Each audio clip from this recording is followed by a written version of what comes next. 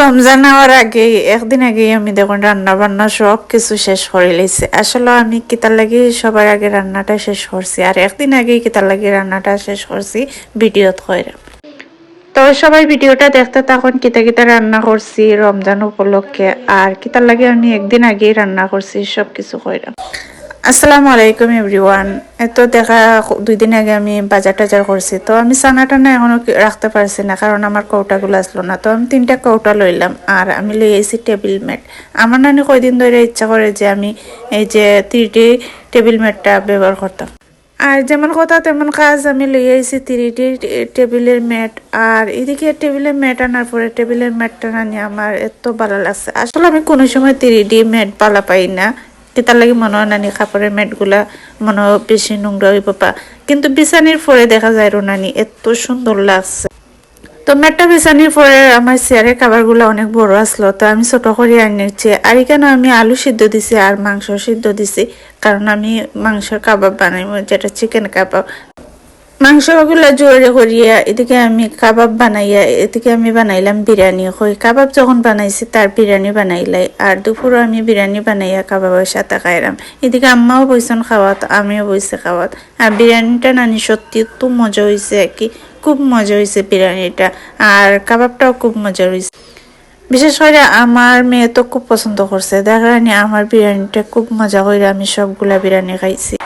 তো এখন সন্ধ্যা হয়ে গেছে, স্যার আইসন পড়ানির লাগে। তো আম্মা করা ওই দিন কারণে রাত্রে আম্মার যে পেটো বুক লাগছে, তো আমি কইলাম কিতা খাইতে খো। তো আম্মা করাতে কিতা খাওয়াইবে, আমি কইতে আলুর চিপস বানাই দিলাম। সন্ধ্যাবেলা আলুর চিপস খাইতে আসলা, তো রাত 12টার সময় বানাইয়া দেওয়ার পরে তাই নানি আলুর চিপসগুলা এত ভালো লাগছে। এখন আমার কইরা আলুর চিপস বানাই নিয়ে লাগে। তো আমি আলুগুলা কাটি লাইলাম, কাটিয়া সুন্দর মতো পরিষ্কার করে নিলাম।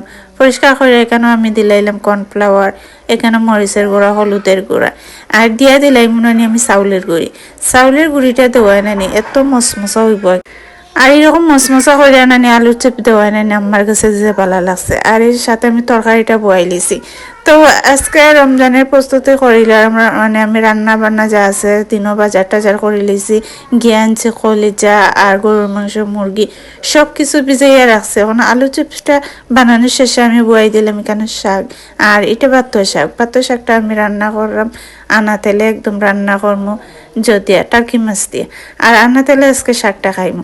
সবসময় দেখছি আমার হুড়ে নানি আনা বাগারে শাক খাই, তো আমার খুব ভালো লাগলো। এদিকে স্যারের নাস্তা দেওয়ার লাগে আমি লবণের পিঠা বানাই লিছি, আর লবণের পিঠাটা এখন বাজে লারাম। আর লবণের পিঠার রেসিপিটা খেয়ে চাইন অবশ্যই কইবা, আমি অবশ্যই চেষ্টা করবো রেসিপিটা দেওয়ার, কারণ এটা আমরা সিলেটের বিখ্যাত লবণের বড়া। তো বড়া হয়ে গেছে, এখন আমি সারের লাগি চাটা মিলাইলাম, আর ওটা দিলাইছি বাজার লাগি, যেগুলো রয়েছিল এগুলো দিলাইছি বাজার লাগে। এখন আমি সারের লাগি চাটা আর বড়াটা নিয়ে দিলাম। আর এই প্রথম মনে হয় সারের লবণের বড়াটা খাইবা, কারণ স্যার আমরা সিলেটি না। তো স্যারে আমি চাটা দিয়ে এদিকে আমি রান্নাটা জোগাড় করে নিলাম। আসলে গাইস আমি জানতাম না যে আজকে রোজা হইতো না। আমি তো সকাল থেকে সব প্রস্তুতি লইয়া রাখি দিছি। এখানে আমি গরুর কলিজা আনছি, গরুর মাংস। গরুর কলিজার সাথে নানি গরুর মাংসটা আমার মেয়ে খুব পছন্দ করে, আর এইভাবে রান্না করে দিলে নানি তাই খুব পছন্দ একটা গরুর মাংস আর গরুর কলিজা একসাথে দিয়ে। তো এখানে আমি বয়াই দিলাম গরুর মাংস আর কলিজা। আমি খুব খুশি হয়ে রান্না করলাম, কারণ গতকালকে রোজা আর আজকে সাইরে খাওয়া হইব। এখানে আমি মাগুর মাছ বয়াই দিলাম, আর চিংড়ি মাছও রান্না করবো। চিংড়ি মাছটা আমি পরিষ্কার করে রেখে দিছি।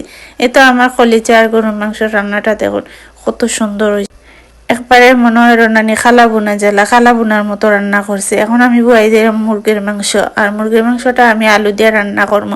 এদিকে আমি মাগুর মাছটা রান্না করছি বিচি দিয়ে। তো আমার সবকিছু রান্নার মোটামুটি কমপ্লিট, কিন্তু এখন জানতে পারলাম যে আমরা রোজাটা কালকে হইতো না, এরপরের দিন হইব খুব কষ্ট।